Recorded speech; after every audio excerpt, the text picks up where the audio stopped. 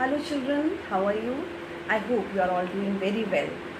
And today I am here with this first story that is prescribed in your syllabus, that is the Chief Seattle's speech. That story we have to read, but actually this story is a speech given by Chief Seattle, who was a tribal from the Squamish tribe, and he delivered this speech in 1854. And this speech was delivered in response to American government land treaty to buy the native land of these tribes, that was proposed by Isaac Steele, who was the governor of the Washington territory in those days. So in this speech, Chief Seattle, he is pursuing the path of accommodation to white settlers in the US state of Washington. His speech, the speech that has been written here, the speech contains so many arguments which are in favor of ecological responsibility and respect of that Native American land reforms, like whatever land rights they had. This speech is based on that. And in this speech, Chief Seattle thanks the white chief. White chief means the president of the US state, America.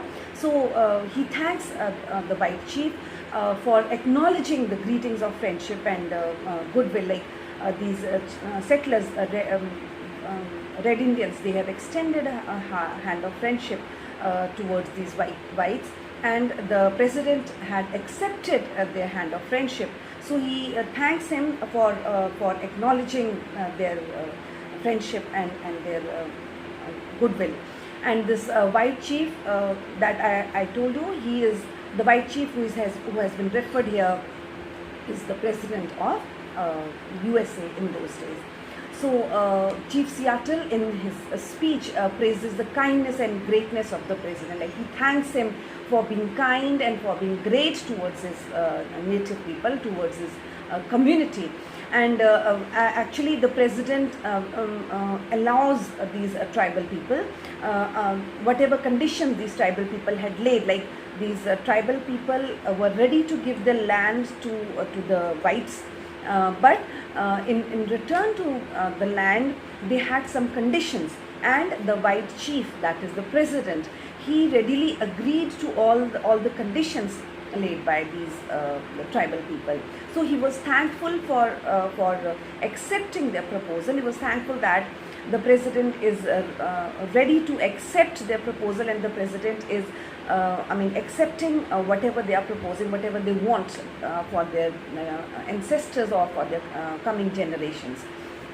And in this speech, Chief Seattle, he is trying to persuade the whites that now onwards there should not be any hostilities which earlier existed between the whites and the Red Indians. And he was like he calls that the white chief is generous. He is showing a generosity towards the Red Indians. So Red Indians are really grateful. Red Indians are really thankful to the whites for this kind of generosity. And now he wants that between the whites and the Red Indians there should be proper friendship, or they should be at peace. They should not continue with all the hostilities which existed earlier between both the communities. So he wanted to end up those disputes. He wanted to end up those hostilities between the two communities. So since like this is the story and it is very difficult for me to read the story and then explain it paragraph wise, so what I have thought is, like, I have prepared the gist. I will be giving out the gist. I will be giving out summarizing the paragraphs, so you can just listen to me, and these are the important points which I will be bringing up to you. This is how you can understand the story well. So you will once you listen to my video, then after that once you read the story yourself, it would be very easy for you to understand, and rest we will be doing during the online class. So now I begin with the text. The story which has been written here, the speech which was given by Chief Seattle. So in the first paragraph of the story, in the first paragraph of this chapter that is in your syllabus, and the Chief Seattle, he compares the whites, he compared the white Americans to the vast prairies. Since the whites are many in number, they are many, their community is large, so he compares the whites to the vast prairies, and his own tribe, that is Red Indians, he compares them to the scattered trees, like after the storm when the trees they get scattered here and there. So in the same way he says, my community, my tribal community is just like those trees which have got scattered after the storm that has been caused there. So this is what he said in the first paragraph in the chapter. And then in the second paragraph he says that he says that his people were many. It is not that his community was that small as it is now. His community was also a large community earlier. And then he compares his community to the waves of the sea, and says that as the waves covers the seashore, or the cells on the seashore, in the same manner the people of his community had covered this land once. Like once his people were many, and so they covered the land, they covered the whole earth, the place where they belong, they covered the whole place like the waves they covered the sea. And then he says that, but now his community, his tribal people, they are left only in memory. Like all have lost their lives, they are dead now, so they are only left in memory, they are not in many now. Then he says that like now he is not crying over the untimely end of his community, he is not crying over it, and he is not blaming anyone for the untimely end of his community. Like it is not others who killed their people, who killed his people. The others are not to be blamed. Even his people, they also were not very good, in very good terms with the whites, and that is why they lost their lives. That like his ancestors are also to be blamed, because his ancestors, they also did not want or did not try to have a good relationship with the whites. Then he recollects all the hostilities, he recollects all the disputes between the whites and his own community, and his own community means all his ancestors, his forefathers, and wishes that this time should never return, like these hostilities should never return, and now there should be proper peace among the people, among the white people and the red Americans. Then he also says that the young people, they because of their young blood, they are always revengeful. Like when they hear the stories or when they hear the hostilities which their ancestors have suffered, these young people, they want to take revenge, they grow revengeful. But at the same time he is calmed, or he says that his old people, like old people of his tribe, they are wise people, and they won't let the young people indulge in any kind of revengeful activities. So he is happy to know that there are wise people also among his community who will not allow the youngsters to indulge in any kind of hostility or indulge in any kind of revengeful activities. Then he hopes in this speech of his, he hopes that the good father in Washington, he would protect his community, and the brave warriors, the white brave warriors, they would prove like a great wall of strength against all the ancient enemies of his community, like all the ancient enemies who have been troubling his community. The white warriors, they would protect his people from the ancient enemies, as the ancient enemies, they are threatening the women, the children and the old people of his community. Like he is hopeful that the whites, the white chief would protect them, and the white warriors, the white army, it would act like a wall of strength in order to protect his people. I mean, this is all he is hoping for.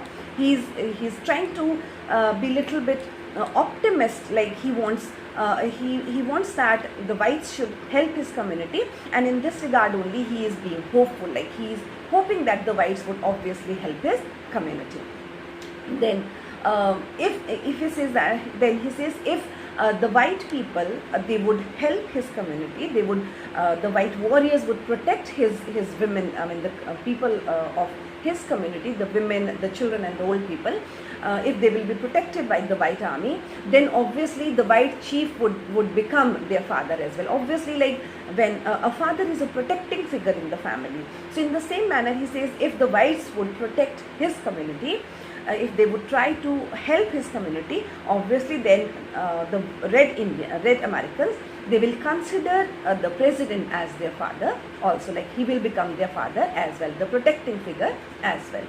Then now again, he feels in one paragraph, he feels very suspicious that the god of the white, he loves only the white people, and he hates the red Americans, he hates the tribal people. He becomes a little bit suspicious about that, because he says that the red children, they are being hated by God, because God never helps them, and God always protects the whites, and that is why he says that so they don't have a common God, because the God protects the whites and the God is not helping the red Americans. So in this way he says that God, we don't have any common God, like we have a different God.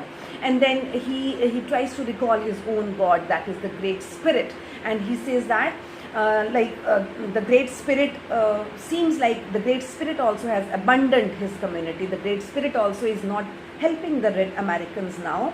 And then he says, he complains that since the god of white, he does not love the tribal people, and that is why the god of white is not helping them, he is not protecting them.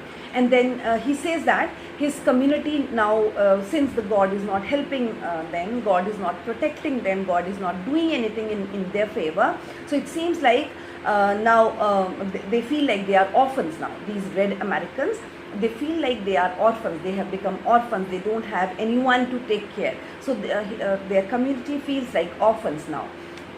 And then he says that these orphans, since his community feels like orphans, so he says like his community does not find any place where they can go and seek help. Since they don't have gods to help them, they cannot expect anyone else, any human being, to help them or help his community. And then he talks about now as he says they have different gods.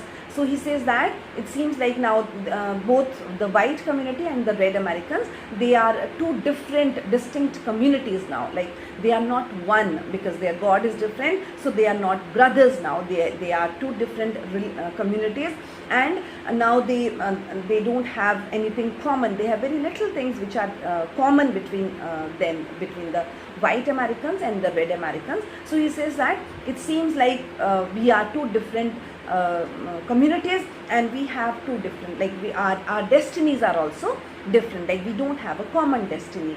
Their destiny is different and our destiny is different. Then in this story, like he continues, Chief Seattle continues in saying that the religion of the white man, it has been written by their religion has been written on stone by their God. Stone tablets, it has been written on stone tablets by their gods, and God has written their religion by using his iron fingers, so that they may not forget it. But still the whites, they are forgetting their religion, like they don't respect their religion.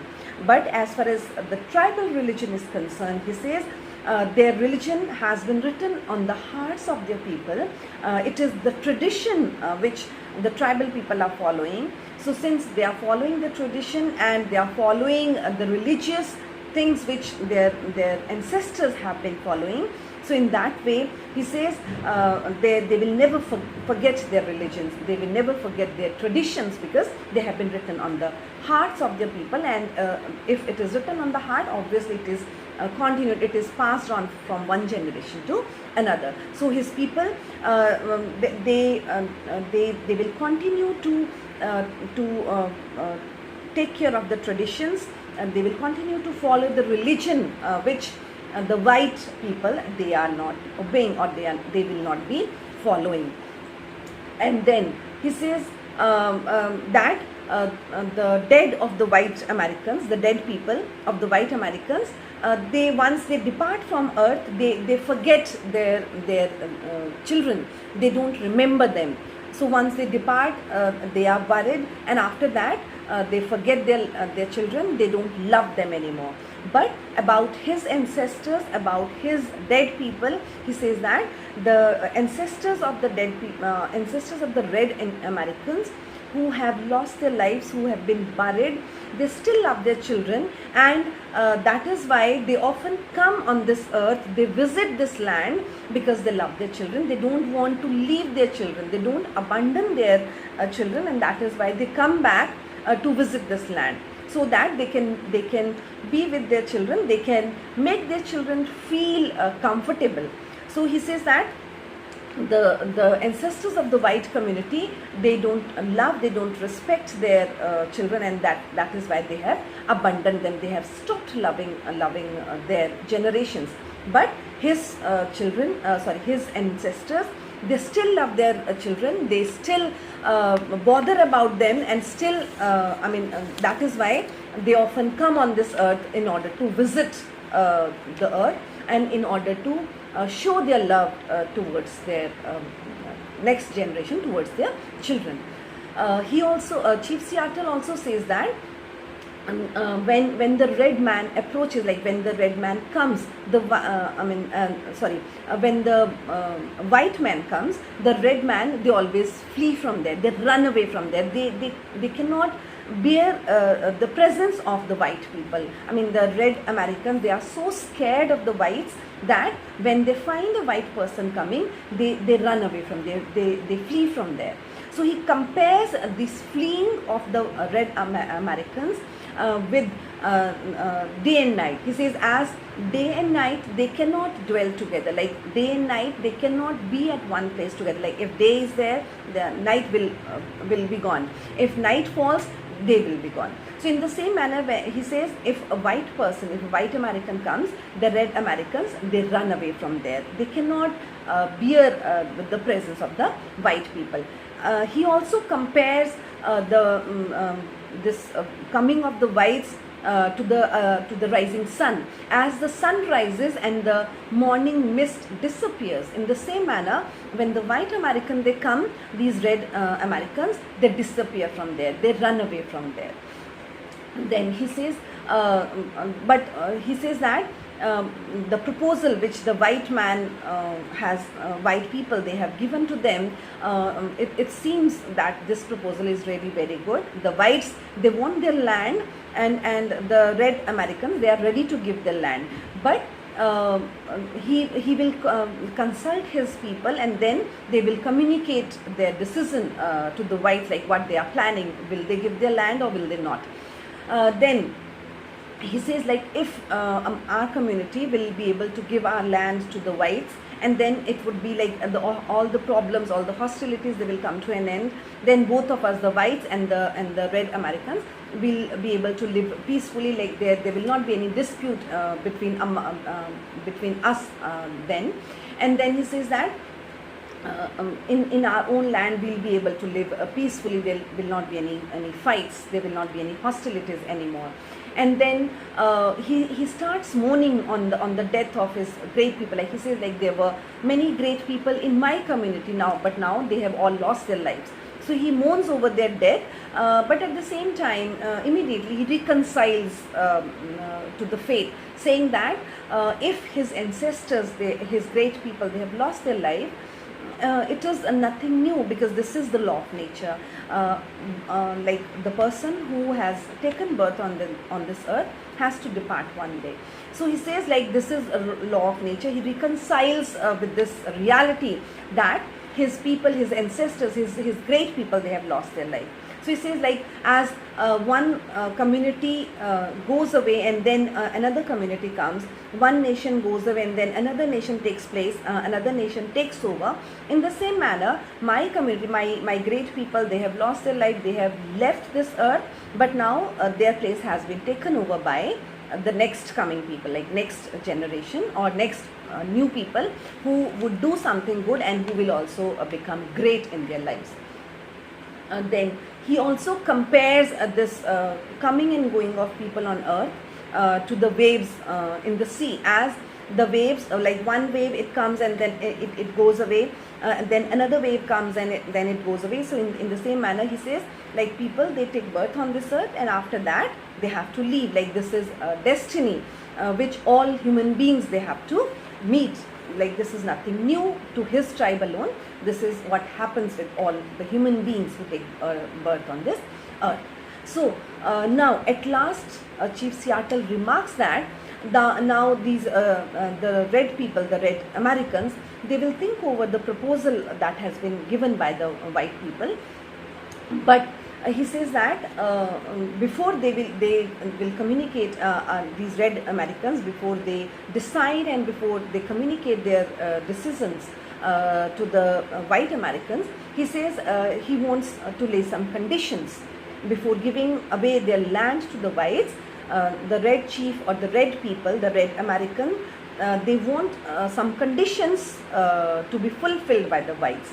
And these conditions were that they are ready to give away their land to these white Americans on the condition that these red Americans, they will never be stopped, they will be allowed to come and visit their land, because these red Americans, they want to visit the tombs of their ancestors, they want to visit the tombs of their dead people. So these red Americans, they want that even if they are giving away their lands to the whites, these red Americans, they will not be stopped or they will not be denied the right to come and visit their land, come and visit the tombs of their ancestors. If the whites, they agree to this proposal, then these red Americans, they will readily give away their land to the white Americans. And then he says that he also says that, like his community, these red Americans, they want to come and visit the land because they want to pay homage, they want to pay reverence to their dead people, they want to show regard to the dead people of their community, and that is why they want to visit this land even after giving it to the whites. Then in the end, Chief Seattle says that the dead people of his race, like the ancestors, the dead people, the ancestors who have lost their lives now, the dead people of the red Americans, they would love if the whites would allow the red Americans to come and visit their land and come and visit their tombs. He says that when the last red man shall have perished, and then after the last person in the red community, in the red American community, when he will also leave this earth, it is not that they will abandon the earth altogether. He says that his ancestors, they have a habit of coming and visiting this land. They come back, they visit this land every now and then. So when the last red man will perish, even after that, this land of theirs, it will not be abandoned, it will not be left like that, because their ancestors, they come very often, they come back on this earth in order to enjoy this beautiful land, in order to enjoy the beautiful earth. His ancestors, often they come on this earth, and when and then he says in the end to the whites, he says that, and on their land, like when the red Indians, red Americans, they will give their lands to the whites, and this land will be occupied by the whites. So these white people, they need not fear. They need not fear in the darkness also, because his people, his red American ancestors who are dead, their spirits, they come in order to visit the land, and at night also the land is covered with his ancestors who love all the people on earth. And since his ancestors, they love all the human beings, so his ancestors would protect all the children. His ancestors would protect even the children of the white. So the white people, the white children, they need not fear even in the darkness after acquiring the land of the red Americans. So this land will become more beautiful with the spirits of the red Americans, with the spirits of the ancestors of the dead Americans. So the white Americans, they need not fear, they need not have any kind of thing, any kind of fear in their heart, that they cannot go out in dark, and this land is full of graves and all. So he says, my ancestors, they will protect the spirits of my ancestors, they will protect even the whites, even the children of the white. So the whites, they need not fear, they can be at peace, because their children will not be alone, their children will never feel solitude, even in the dark, even at night, because the land is always filled with the spirits of the red Americans, who often come and visit earth, because they love this beautiful earth and they don't want to leave this earth, although they have left for heaven. So this is the gist of the story, the Chief Seattle speech. As I told you, this is simply a speech. So what you people can do is, you can go through the story. You can first you listen to what I have said. You watch my video properly. You listen to what I have said, and after that you try to read the story on your own. So all the important points I have just made a gist of it. All the important points have been presented to you in this video. So I hope this video helps you in understanding this story in a better manner. So thank you for watching. Have a nice day.